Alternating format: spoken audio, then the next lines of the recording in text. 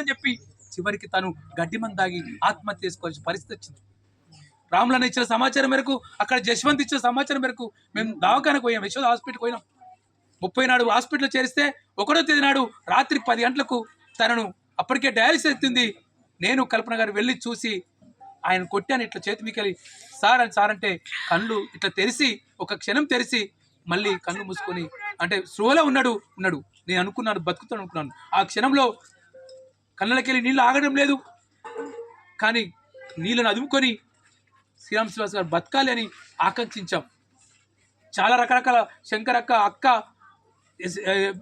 తమ్ముడు రాములు, ఇంకొక అన్న, పెద్దన్న రెవెన్యూ ఇన్స్పెక్టరు, రకరకాల రామస్వామి, మొత్తం కుటుంబం అంతా తన బ్యాచ్మెంట్స్ అంతా దావకాల్లో ఉన్నారు. హైదరాబాద్ చుట్టుముట్టారు మొత్తం ఎస్ఐలు, ఆయన బ్యాచ్మెంట్ అంతా, ఆయన బంధువులంతా వచ్చి అక్కడ ఉండి ఆయన బతుకుతాడు అని ఆశతో ఉన్నారు. కానీ చివరికి ఆయన మనందరికీ దూరం అయిపోయాడు. ఇది ఇంతకుముందు సీనాన్న చెప్పినట్టు ఇది ఒక ఆత్మహత్య కాదు, ఇది పోలీస్ హత్య, ఇది ప్రభుత్వం చేసిన హత్య, ఇది ముఖ్యమంత్రి చేసిన హత్యగా ఇవల్ల మనం భావించాల్సిన అవసరం ఉంది. ఎస్, శ్రీరాములు శ్రీనివాస్ గారు దావకాలు ఉన్నప్పుడే మేము కల్పన గారు, శంకరక్క ఇట్లా పోయి అక్కడ నేషనల్ ఎస్సీ కమిషన్ కలిసినాం.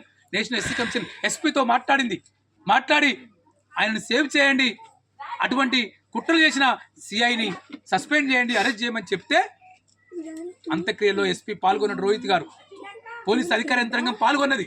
ఏం చెప్పారు? మేము న్యాయ విచారణ చేస్తామని చెప్పారు.